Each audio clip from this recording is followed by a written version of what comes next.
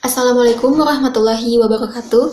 Kami dari kelompok 4, pada kesempatan kali ini akan memaparkan materi mengenai aset tetap tak berwujud. Saya Tesya Mela Putri dari kelompok 4 akan menjelaskan tentang aktiva tetap tidak berwujud. Aktiva tetap tidak berwujud adalah aset yang mempunyai umur ekonomis yang panjang dan memberikan manfaat untuk operasional perusahaan, namun tidak memiliki bentuk fisik. Aktiva tersebut mencerminkan berbagai hak-hak istimewa atau memberikan posisi yang menguntungkan bagi perusahaan dalam mendapatkan penghasilan. Aktiva tetap tidak berwujud yang merupakan aktiva tetap yang secara fisik tidak dapat dilihat bentuknya, akan tetapi memberikan kontribusi bagi perusahaan. Karakteristik aktiva tetap tak berwujud. Yang pertama, kurang memiliki wujud fisik. Walaupun tidak memiliki wujud fisik, aktiva tetap tak berwujud tetap memiliki nilai tinggi. Jenis aktiva ini tidak hanya memiliki nilai, tetapi juga hak dan keistimewaan yang diberikan oleh perusahaan yang menggunakannya. Yang kedua, tidak termasuk instrumen keuangan. Nilai dari aktiva tak berwujud dari klaim yang dimana kas atau ekuivalen kas akan diterima di masa yang mendatang. Yang ketiga, sifatnya jangka panjang dan merupakan subjek amortisasi. Aktiva tak berwujud menyediakan jasa dalam kurun waktu bertahun-tahun. Selain karakteristik utama, aktiva tak berwujud juga memiliki beberapa karakteristik pendukung seperti berikut ini. Yang pertama, aktiva tak berwujud dapat diperoleh baik melalui pengembangan atau pembelian terpisah. Selain itu, aktiva jenis ini juga menjadi satu dengan aset lain. Yang kedua, pada umumnya digunakan secara tidak langsung dalam operasional perusahaan. Yang ketiga, dipengaruhi oleh kompetitor. Yang keempat, memiliki nilai. Dan yang kelima, tidak ada penentuan terhadap umur ekonomisnya. Contoh aset tetap tak berwujud. Yang pertama, hak sewa. Hak sewa adalah hak yang diperoleh oleh suatu sewa aktiva tertentu seperti sewa tempat, sewa gedung, atau sewa mesin yang biasanya menggunakan kurun waktu tertentu. Disahkan oleh pejabat pembuat akte atau notaris, hak sewa dinyatakan sebagai aktiva tetap tak berwujud. Yang kedua, hak paten. Hak paten adalah hak tunggal yang diberikan oleh pemerintah dengan melalui Direktorat Paten kepada perorangan atau badan untuk memanfaatkan suatu penemuan tertentu. Hak paten harus diamortisasi selama umur ekonomisnya dengan batas waktu maksimal 17 tahun. Kalau hak paten itu tidak dapat diperpanjang, maka penemuan tadi akan diperbarui atau diubah sehingga diperoleh paten baru. Paten biasa digunakan sendiri oleh penemunya atau diserahkan kepada pihak lain dengan perjanjian-perjanjian tertentu. Bila paten itu diperoleh karena pengembangan, maka yang termasuk dalam harga perolehannya adalah yang pertama, biaya pendaftaran, yang kedua, biaya pembuatan model dan gambar, dan yang ketiga adalah biaya-biaya yang dikeluarkan untuk membuat percobaan dan pengembangan. Bila paten itu digunakan dalam proses produksi, maka amortisasi paten akan dikelompokkan ke dalam biaya produksi. Namun, bila paten itu digunakan untuk kegiatan yang berhubungan dengan penjualan, maka amortisasi aset tak berwujud paten akan dibebankan sebagai biaya penjualan. Saya Gertalisa Media, perwakilan dari kelompok 4, ingin menjelaskan tentang presentasi aset tetap tidak berwujud. Hak cipta atau copyright. Hak cipta adalah hak tunggal yang diberikan kepada seseorang atau badan untuk memperbanyak dan menjual suatu barang yang berasal dari hasil seni atau karya intelektual. Misalnya, seperti hak cipta yang diberikan kepada pencipta lagu, penulis buku, dan lain sebagainya. Hak ini bisa didapatkan dengan cara penemuan sendiri ataupun bisa juga dengan membeli.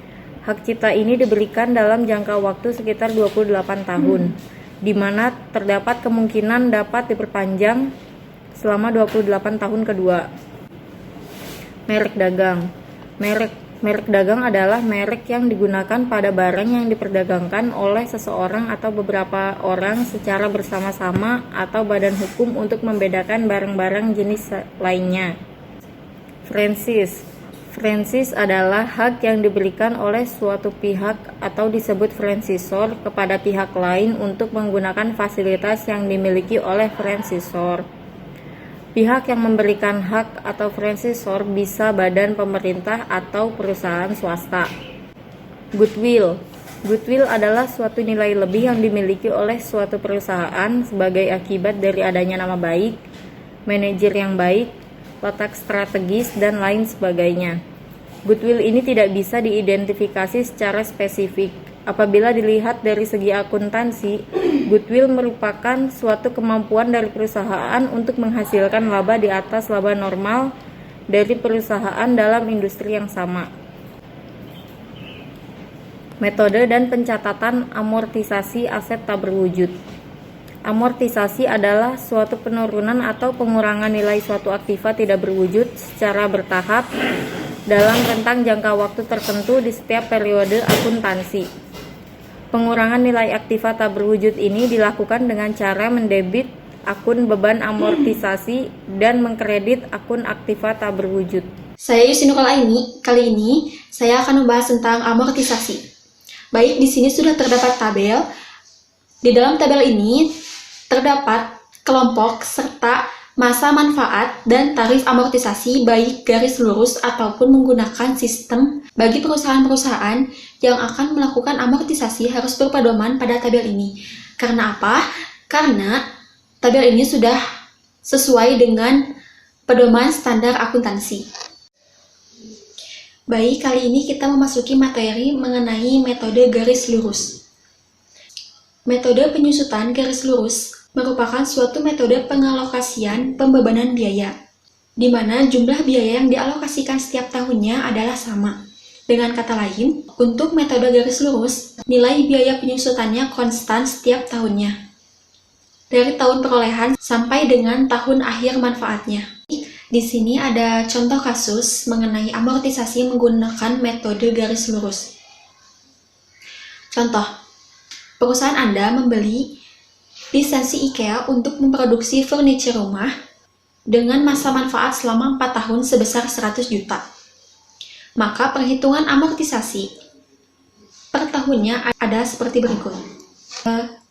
Tadi kan lisensi IKEA ini mempunyai manfaat selama 4 tahun ya. Berarti bisa kita lihat ke tabel pedoman yang tadi, bahwa ini termasuk ke dalam kelompok 1 yang memiliki masa manfaat 4 tahun, dan bila menggunakan metode garis lurus, tarif amortisasinya sebanyak 25% dari harga perolehannya. Jadi, tarif amortisasinya yaitu 25% dikali harga perolehannya yaitu 100 juta. 25% dikali 100 juta yaitu 25 juta. Nah, dari perhitungan ini, maka setiap tahun perusahaan harus melakukan amortisasi lisensi IKEA sebesar 25 juta. Maka pembukuannya yaitu dengan mendebet akun beban amortisasi sebesar 25 juta dan mengkreditkan akun aset tak berwujud sebesar 25 juta. Baik, kali ini kita memasuki materi mengenai metode saldo menurun. Metode penyusutan saldo menurun merupakan metode pengalokasian pembebanan biaya di mana jumlah biaya yang dialokasikan semakin menurun setiap tahunnya, seiring dengan bertambahnya masa manfaat. Dan pada tahun akhir masa manfaatnya, dilakukan penyusutan sekaligus atas nilai sisa buku yang ada. Dalam metode saldo menurun, pada tahun perolehan, biaya penyusutan akan lebih besar. Dan untuk tahun berikutnya, biaya penyusutan akan semakin kecil. Di sini ada contoh amortisasi yang menggunakan metode saldo menurun. Kita ambil contoh lisensi IKEA tadi ya. Di sini ada amortisasi lisensi IKEA tahun pertama. Seperti biasa, kita harus berpedoman pada pedoman standar akuntansi. Di sini tarif amortisasi saldo menurun saldo menurunnya yaitu 50% dari harga perolehannya. Sehingga 50% dikali 100 juta yaitu 50 juta. Itu untuk amortisasi lisensi pada tahun pertama. Nah, di tahun kedua mengalami penurunan nilai biaya amortisasi. Baik, kita masuki tahun kedua ya, amortisasi lisensi IKEA tahun kedua.